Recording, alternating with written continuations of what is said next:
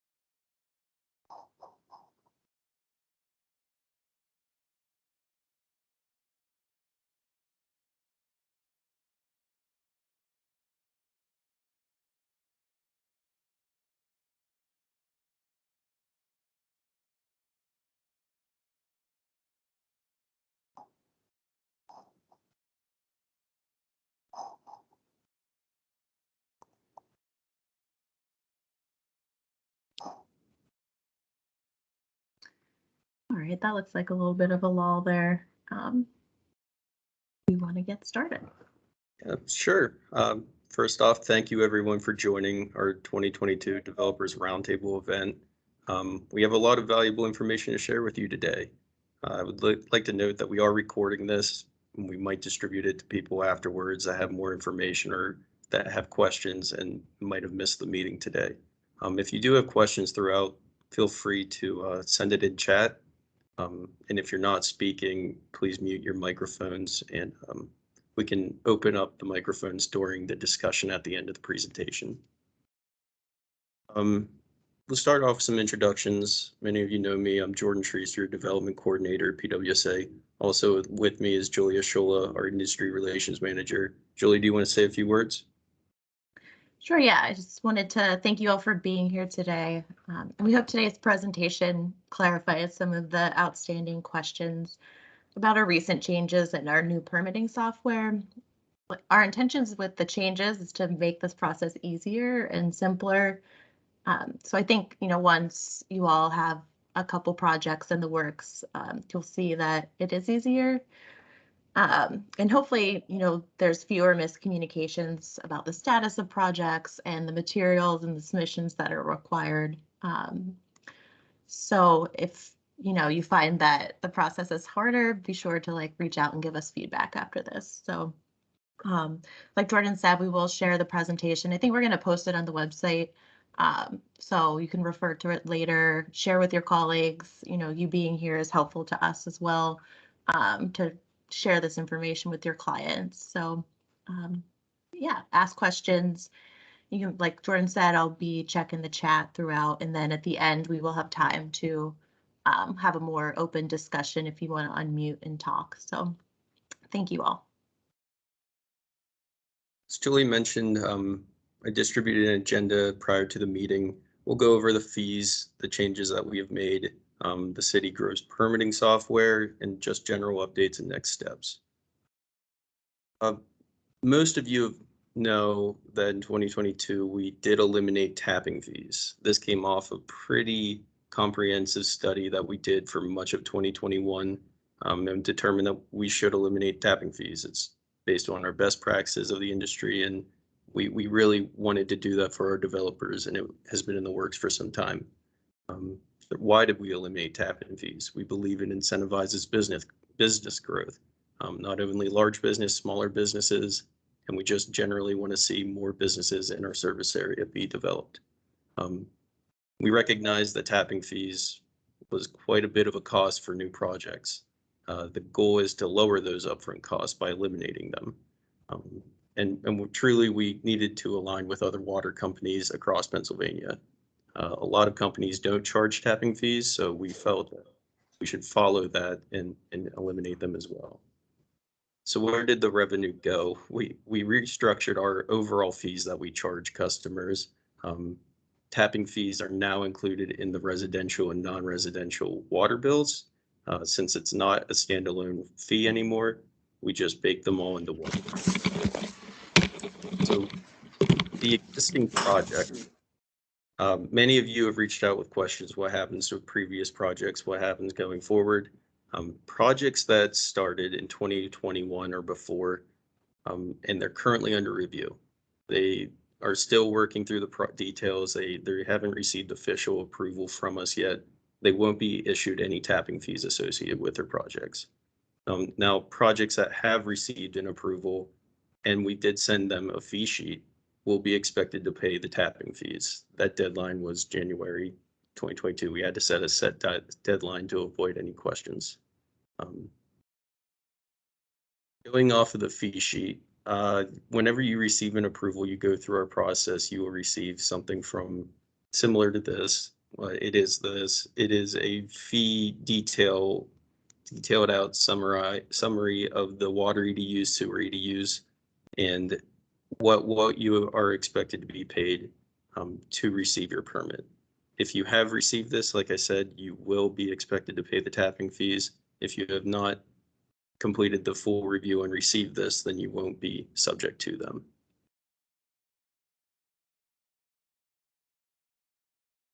On to the fee schedule. Since we eliminated the tapping fees and we changed a lot of our fees, we updated the 2022 fee schedule to reflect those changes.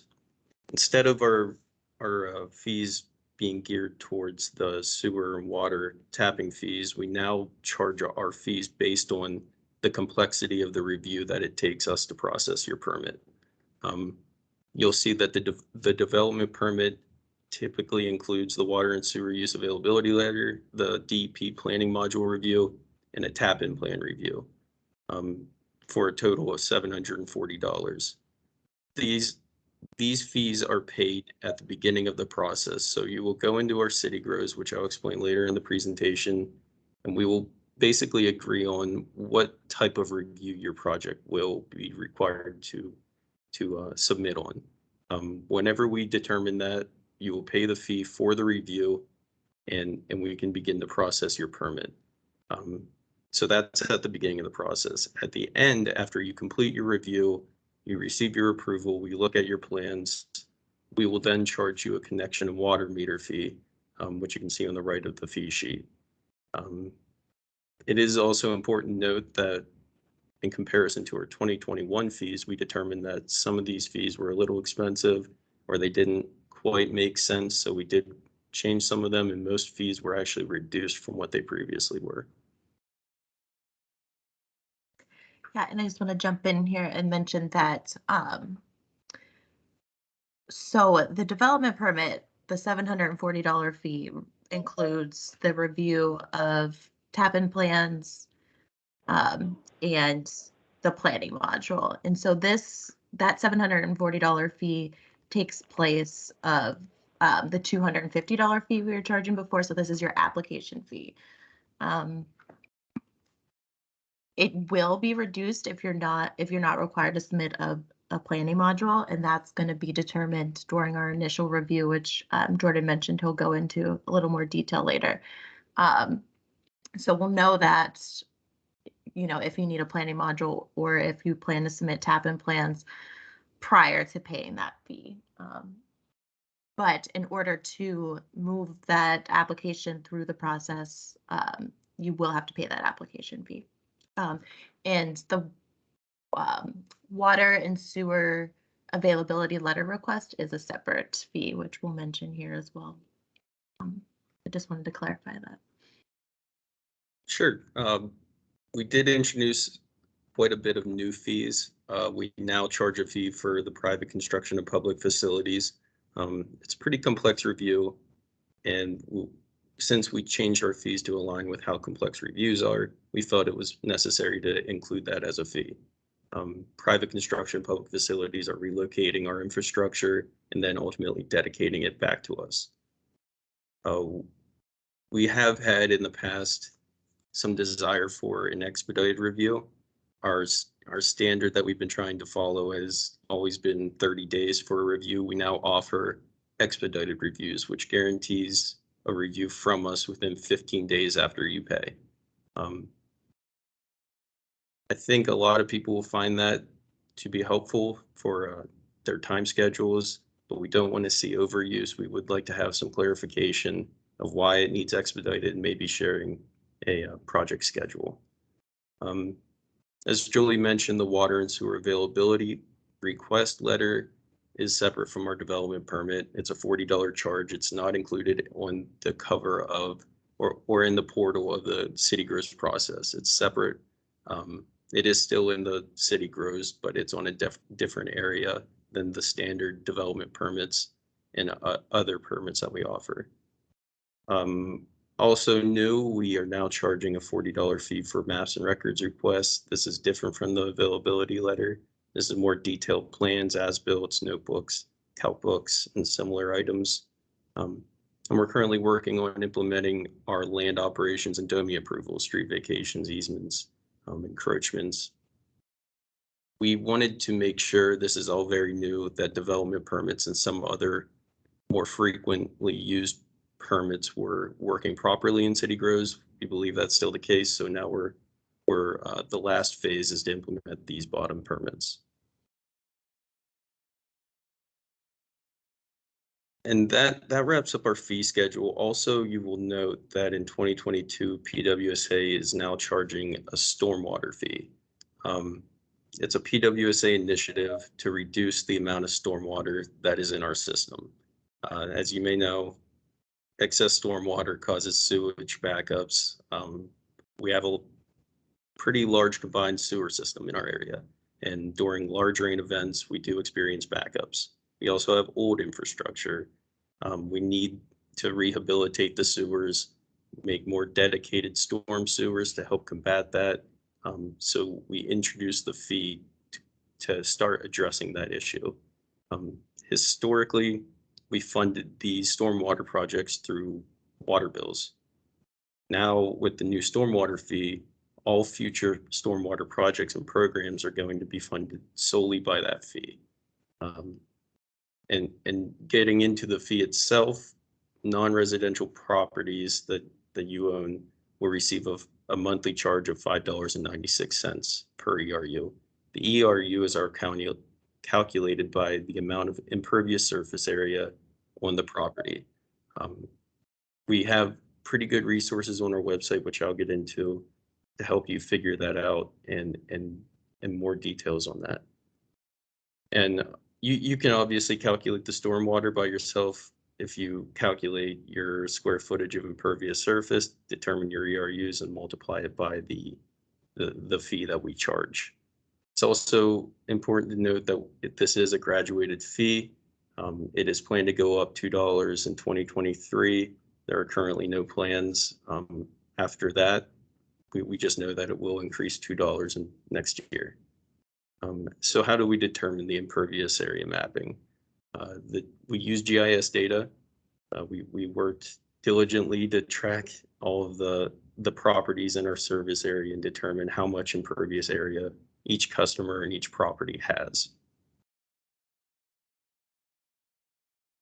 On the right, you'll see a picture. It is a property in our service area. It's based on impervious area. So the Fee Finder website, it's located on our stormwater page. It's hosted on our website. Is a good tool for you to go on. You have access to it and look at your individual property to determine how much impervious area, how much you're being charged, why you're being charged. So I strongly recommend that you check that out. Now, we also allow for stormwater credits.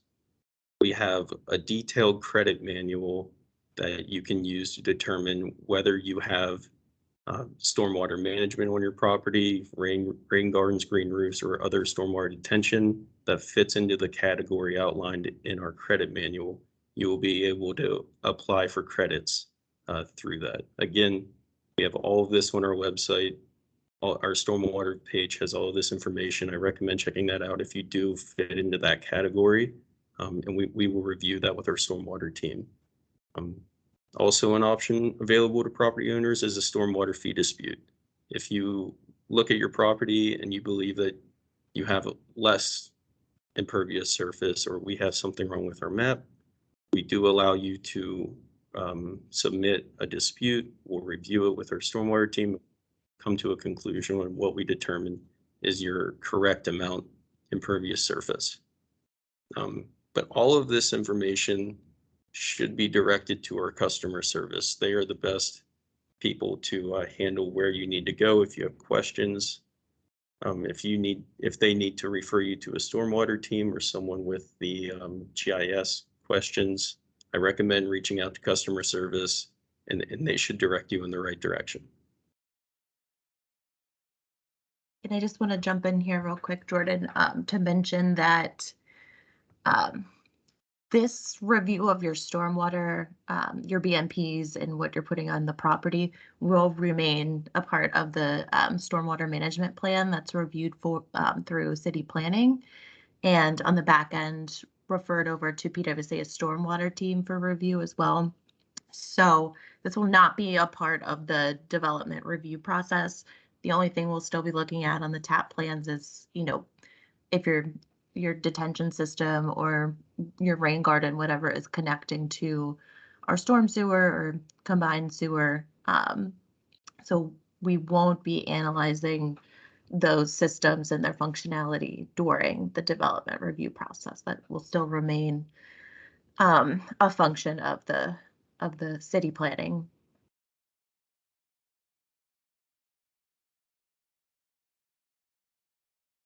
Now, transitioning over to CityGrows, some of you have submitted projects in our new permitting software, but many of you have not been introduced to this process yet.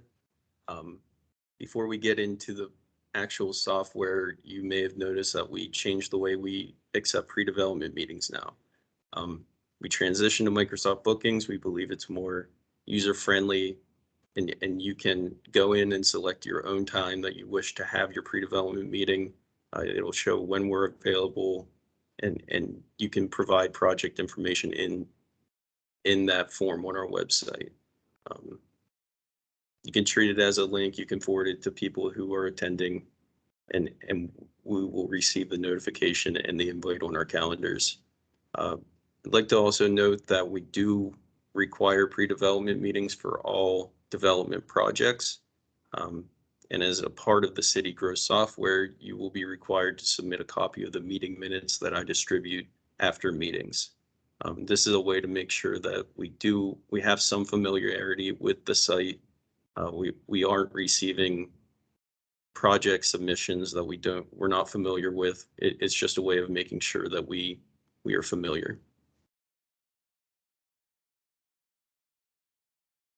So jumping into the CityGrows software itself, we did a complete overhaul of our permitting software. We transitioned from eBuilder to this new company called CityGrows, which houses all of our online permits that you will use.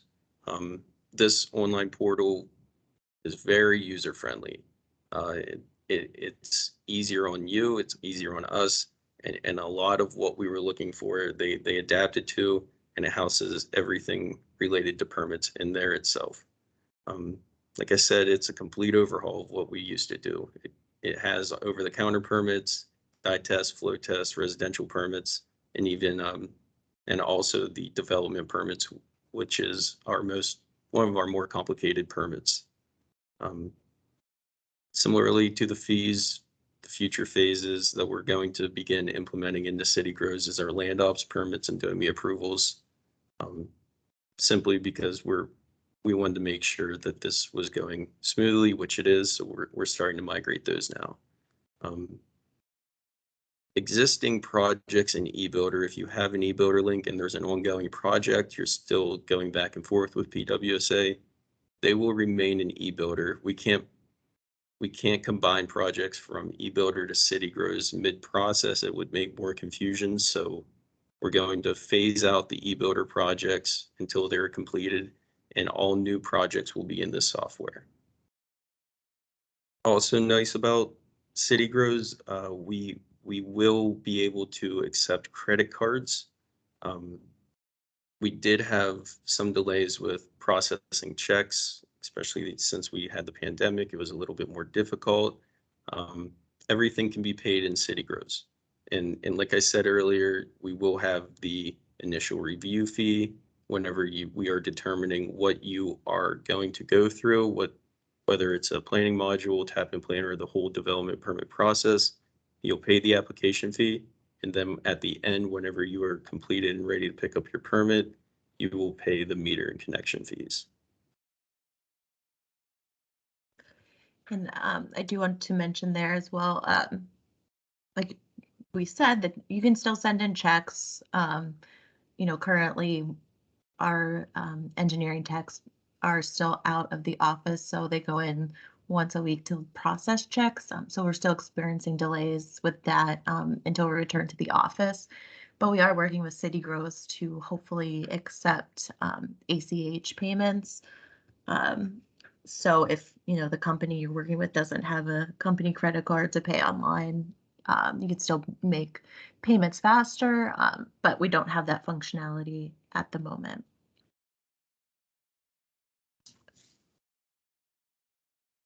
Yeah, jumping into the process, after you go through our pre-development meeting, you receive the meeting minutes, and you're ready to begin the process. We have a link on our development permits page, which you'll find where you begin that process at. We will request that you answer a few questions, upload the meeting minutes, and this is all called the initial application. It's pretty much just general project information, what your flows are, what your proposed flows are. That's important because we eliminated a water and sewer use application. That form is no longer in use. Everything we need from you is in CityGrows as far as the existing wastewater flow and what is proposed. We do this because we need to fulfill the requirement for the DEP planning module. Once you fill out that initial application, it'll be turned over to PWSA, and we will add additional sub-processes based on what information you have provided us. So if you do need planning, or you do need tap-in plans, we will initiate those sub-processes and send you down that route of the development permit. Also important, a tap letter is provided during the initial review step after we determine your flows. And after that initial review and we confirm what sub-processes are required for your project, we will then assign a reviewer for the next steps. Your reviewer will be reviewing all your documents. You'll have direct communication with them. Also, your reviewer will have the ability to communicate with you directly through CityGrows. Your reviewer would be the most helpful. There's a discussion tab, I think on the next page. This is just a dashboard overview of what you'll see. Whenever you, like I said, on the far left, you'll see the initial application. You'll go through all that information. It'll turn over to us where we review what you submitted and then send you through the additional requirements. For example, the tap and plan review and the planning module review. Those will need to be completed, and you will begin to pay the fee after that initial review happens. Yeah, and I just want to mention here those additional requirements will pop up on your dashboard above the steps that you see on the left-hand side there. Sorry, my dog's walking through. So you'll know after step 2, which is where PWSA will come in and review your initial application. And that's where we select the additional sub-processes. Those automatically populate above the steps there. So like I said, you'll know after step 2 if you need a planning module, and you can start those processes. So after you pay, you can start those processes, and You'll upload your documents there and it'll notify us and we'll come in and do a review, and same with the tap plans there. So yeah, I think I'll add more about the determining whether or not you need a planning module in the next slide, I think, but yeah, go ahead, Jordan. Yeah, sure. Like I said at the beginning, this is all intended to be very user-friendly. You will receive an individual login, or I should say you will create an individual login. You can go in at any time, look at your projects, see where we're at in the process, determine what needs done, where we are with our review. And if you do have questions, as I alluded to earlier, there is an option to have a discussion at the top right. We get notified when there is a new discussion started, and it's easy enough just to go in, ask your question, and we can respond directly through CityGrows. That way everything's attached to your individual projects, and we're not trying to track down emails or anything. CityGrows has a pretty good tutorial on their website. It's just a general overview of what they offer and what their products are. But I do recommend, we have that tutorial link on our website. I would recommend going in and checking that out. Julie, did you want to add anything? No, not here. Maybe next slide. Yeah, just finally, the developer's manual updates. A little bit of background, rules and the developer's manual is basically what we abide by. It's the rules and regulations for all of the development projects that we review, how we review it. It's pretty extensive and detailed. It's referenced in our tariff. It has to be approved by the board of directors. And that review will be taking place this Friday. We finalized it. It'll be in front of the board, and hopefully we can get that up and on our website for you all to view relatively shortly. We also changed in the developer's manual. We simplified sewer flow review. Like I said, we eliminated the water and sewer use application. We simply need to fulfill the DEP sewage facilities planning module requirement, which is something we're required to do, looking at what your existing flows are and what your proposed flows are. We have a pretty good diagram on our website. We pretty much just took it directly from that diagram. It's an outline of the sewage facilities planning process. You can follow it, and it really puts your project through whether you need planning or you don't, if you can follow the questions that it asks. Also new, we don't require narratives. We don't, or plans, floor plans, or any additional documentation to determine if you need sewage planning. You will ultimately be required to prove existing or have existing flow, and you'll have to submit your documentation for proposed flow. It's not as extensive. It's not a narrative or floor plans or anything. We'll just review what's existing and what's proposed. Also new is the existing flow credit. We changed it. We increased it to now being able to claim from 15 years prior. So if you had a use on your property within the last 15 years, you can claim credit for it. Also new, we now allow for developers to use estimated uses in our developer's manual. If you can prove a building was there 14 years ago and it's a single family house, you will be able to use credit for the single family house using the estimations in our developer's manual. Now, having said that, we will still accept existing flow. If you would prefer to have existing flow data from our customer service, we will certainly accept that as well. Also, in the developer's manual update, we include some project examples for applicants that aren't familiar entirely with our process. It will kind of help them understand what we require, how we require information, and just help guide them through our process. And this is a pretty large update to our developer's manual just from all the improvements. We do try to update this annually. And like I said, we'll get that in front of the board on Friday and hopefully get that approved. So here Julie? I did want to mention point 2 there with the planning workflow diagram. So that is exactly what our reviewers look at to determine if a planning module is required, and we develop that with the DEP. So we highly suggest that you use that to,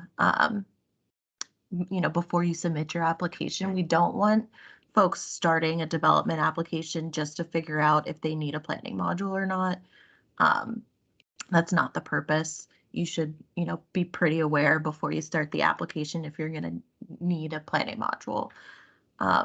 We've had some folks do that already to this point, and they're, they don't want to pay the fee because they're not ready to submit tap-in plans and the project might not move forward. And they, just wanted to find out if they needed a planning module.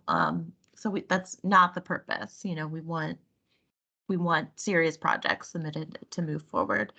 And the narrative plans and additional documentation, it still will be required as a part of your planning module. The planning module application's not changing itself, but that's just in reference to the water and sewer use application.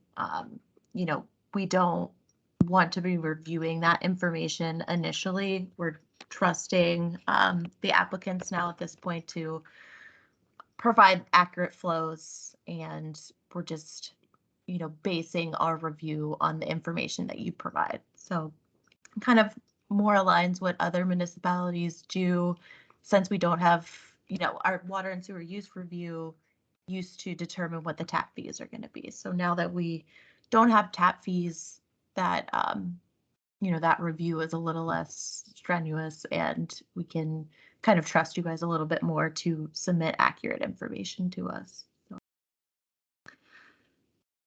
yeah, that's all.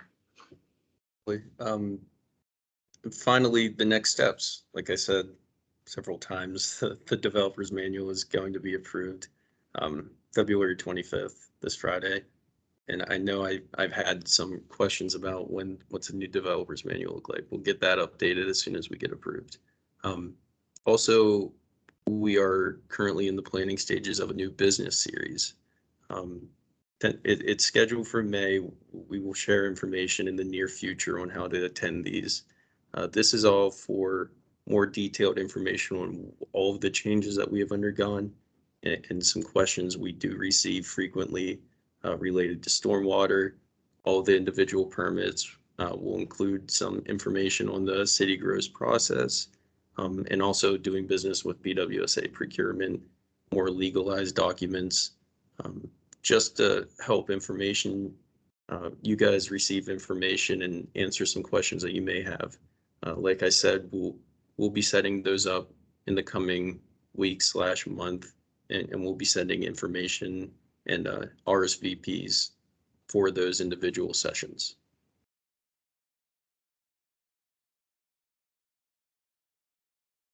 That concludes our presentation, so we can open the floor up to discussion items, maybe questions that you guys had, or if there's any questions in the chat that I've missed, please feel free to ask away.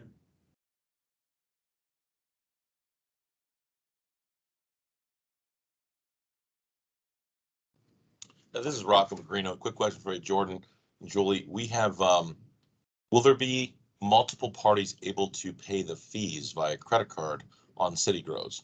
It's a little bit of a challenge on one stop in the city. So I just want to know if that's able, if the developer and or their team can jump in and pay the fees if the applicant, the engineer sets up the project.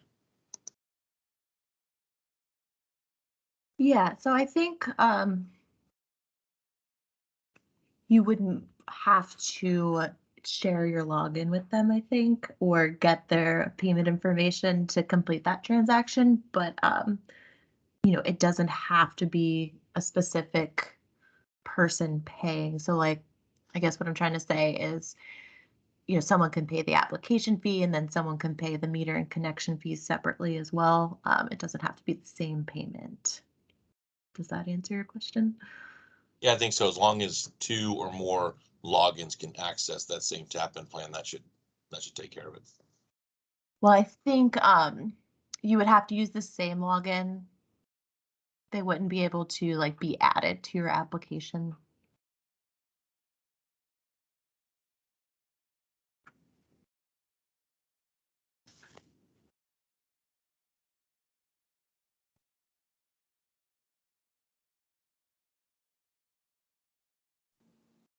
You're logged in as me. Just saying. Is there questions? I have a question. You mentioned that projects that are on the e-builder are going to remain on the e-builder. But if we haven't submitted tap-in plans for that project because it's been on hold for a little while, do we still submit tap-in plans via the e-builder? And are there tap-in fees associated with it? So like I said, if you have an existing project that's currently in the review, we're still looking at it in eBuilder. It'll still remain, but you won't be issued tap-in fees unless you received a letter. Yeah. Right, yeah. So if you would submit your tap-in plans the same way, if your project has already made significant progress in eBuilder. We have reached out to some applicants who were at the very beginning of the process, but may have had like one water and sewer use review in eBuilder and let them know, hey, we're going to switch us over to CityGrows since you're so early in the process, and waive their application fee since they had already paid that previously. But yeah, so if you're say you just had a pre-development meeting and you haven't actually submitted anything to us yet, but you have an e-builder folder, maybe reach out to us and we can see if we'll make that switch over to CityGrows. But if you've made significant progress in e-builder, we're just going to keep it there and phase those out. It's just simpler for us to track. So, and again, whether or not it's an e-builder doesn't determine tap fees. It's if you received that official approval from us in 2021, you will pay tap fees, and you would have received an approval letter and gotten an invoice, essentially that fee sheet that we send out. That's the approval. That's the official approval. And then, anything approved 2022 or later, tap fees will not be associated. You'll still get your meter and connection fees, but tap fees are not associated. And the reason we did that cutoff was, as you guys know, you could have started the project in eBuilder at the beginning of 2021 and then it not be officially completed until the end of 2022 or something like that. So we just didn't want those outstanding projects to be paying tap fees 3 years from now, and it's hard to like manually track when those projects were submitted. Because eBuilder is not the easiest to like pull data from. So we just needed that simple cutoff. We wanted to be able to track it and, not have a lot of questions about whether or not you'll be paying tap fees. So.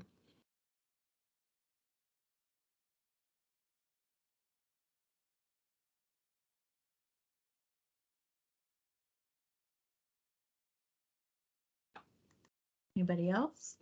Hey, this is Rob Garris with Langen, and maybe you guys might have touched on this, but regarding the planning module process, Jordan, you had mentioned that no narratives or floor plans are going to be required to justify the flows. I know on previous years we've used like the water and sewer use application with requested floor plans to justify existing uses. Are you saying that that's just not needed at all anymore? We're just going to send you a packet showing existing comps, or did I misunderstand that? As for the initial determination, we will require you to submit your existing and proposed flows, and you'll have to consent that those are what you calculate to be true. You'll have to provide that information to us and sign. I think it's a checkbox, Julie, that they are accurate and they are complete. At that point, you don't need to justify your flow count. Later in the planning module process, there is some components included where you might be needed to be. Okay, So understood. I guess my question is then, does the water and sewer use app, is that just gone now, or do we still have to do that? yeah, it's essentially gone. I mean, we still do require flow data, but all of that information will now be in CityGrows. Whenever Yeah, Whenever- so you'll see in the initial application, it's pretty straightforward. We like explain everything that we want from you. And you'll recognize the questions that we ask. It's under the property attributes section. So it reflects that flow, what do we call it? The flow planning diagram that we made. Like those questions just reflect, what we use to determine if you need a planning module. So it'll be like, was this lot in existence before 1972? Has it received planning before? And so it'll just be those general questions. You just answer them right there. And then there'll be 2 areas for you to upload your information about existing flows and proposed flows. So everything else is just kind of a field that you fill in. And then we're just going to use that to determine if you need a planning module or not. Okay. And then, like Jordan said, that process of reviewing the planning module has not changed. Whatever the DEP requires there, that's what we'll be reviewing. But that initial determination is less information that we'll be looking at. Okay, understood. Thank you. I just had a quick question about that. This is Karma from Common Ground. If we know going in that we have to do the planning module based on, using your diagram, is there a criteria or a list on CityGrows? And I'm sorry if you said this earlier, just so we could all peek at it ahead of time, knowing that we'll have to do the planning module after we do submit this initial flow data to you. That will, kind of show us if we do have to then, like the rest of your package, will it remain the way it did prior? Will we have to give you floor plans and things like fixture counts and things like that if we do have to do a planning module? Or are we kind of sticking with just the DEP's criteria of what we submit with that component? Yeah, that's a good question. So I'm not as intimately familiar with what is required for the DEP versus what is required for PWSA. I thought that our requirements pretty much reflected what the DEP requires. But I'm looking at the website right now. Our DEP sewage facilities planning module page will reflect those submission requirements, if that makes sense. So yeah, it does have like the floor plans and the plot plan in the narrative. Okay, thanks. And also want to note that the PWSA TAP allocation authorization letter, that is the requirement of the DEP. And I know Jordan mentioned this briefly, but I wanted to bring it up again, that we will provide that letter during the initial review. And we provide it for every project because technically we're supposed to, but obviously you only have to provide it to the DEP if you're submitting a planning module. So there'll be that initial review. It's step 2 for us. And you'll, as the applicant, be able to click in there and download that letter and include it as a part of your planning module submission.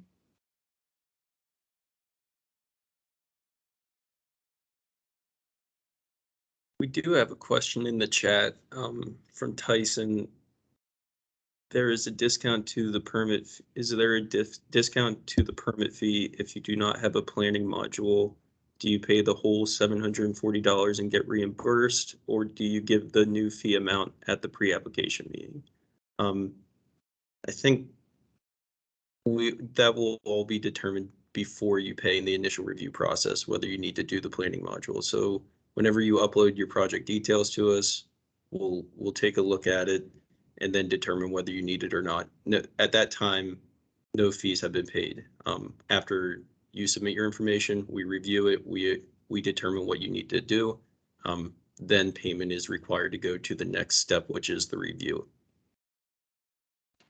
Right, so the payment will automatically be calculated to either include the planning module or not include the planning module. So part of that 2021 fee study that was completed by our consultants, what they did is looked at every single like service that we provide and the labor it takes, and as well as, you know, if it's field operations, the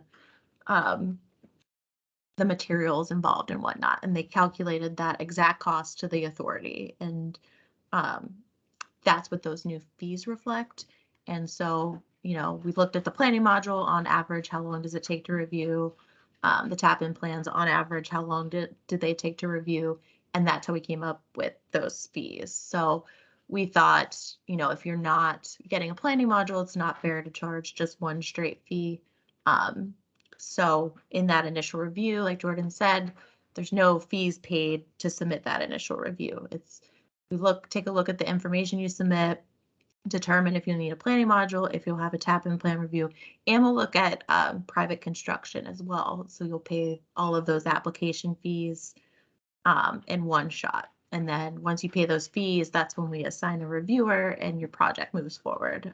If you don't pay the fees, it's going to sit there. So, and again, after you pay the fees, that's when the expedited review timeline starts. And that's just a guaranteed review within 15 days. It's not a guaranteed approval or anything like that. So does that answer your question, Tyson? Yes, thank you. Yes, thank you. Cool. And this is Karma again. Maybe this is jumping the gun, but when the new when the updates come out on February 25th, is that going to change the flow monitoring data requirement? I think it's at 4,000 GPD right now.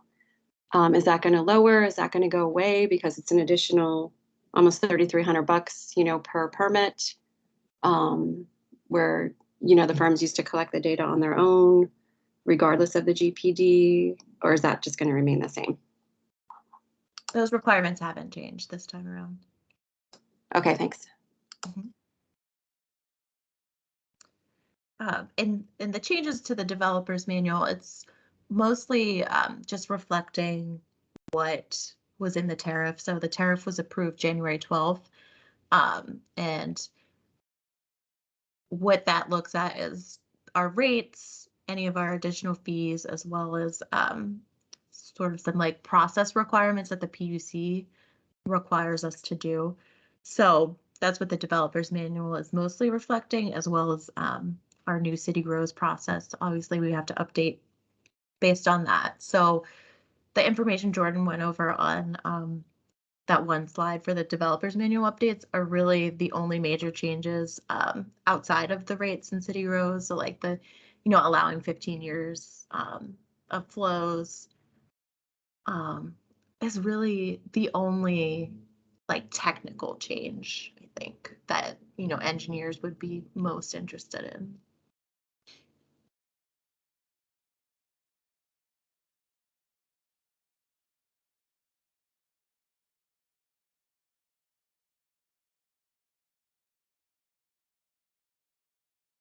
Are there any other questions?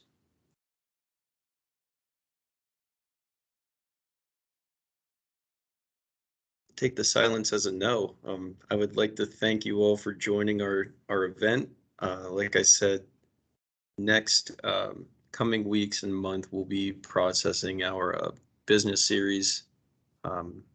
You all will probably receive an RSVP to those sessions, so keep an eye out for those.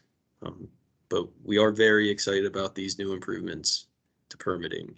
We feel like it's really beneficial to have. It'll help you guys out and it'll help us out as well. Julie, would you like to say anything at the end? Yeah, and just again, you know, we appreciate feedback all the time, and you know, some people that have been in the process already, you know, we didn't really do beta testing for CityGrows. It was all internal testing as far as the development permit goes. which we phased in second to see if it would work on the less complicated permits. So, you know, we didn't test with outside folks on the development permit side.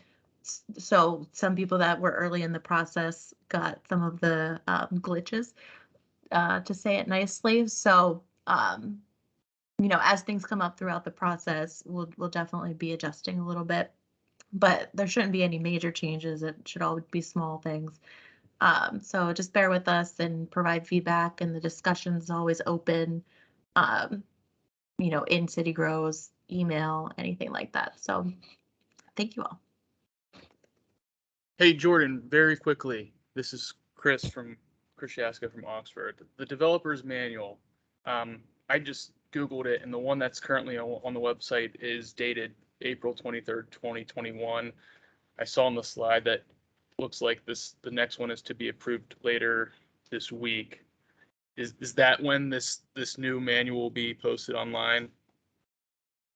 Yes, once we approve it by the board, we will make the website revisions, and you will no longer have access to the 2021 version. Everything will be updated to the 2022. Got it. Okay, thank you.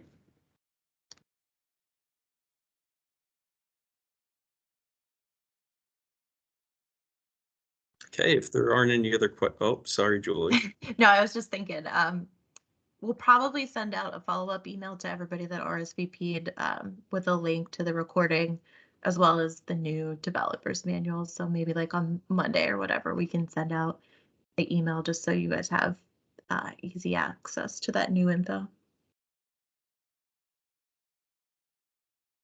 But that's all.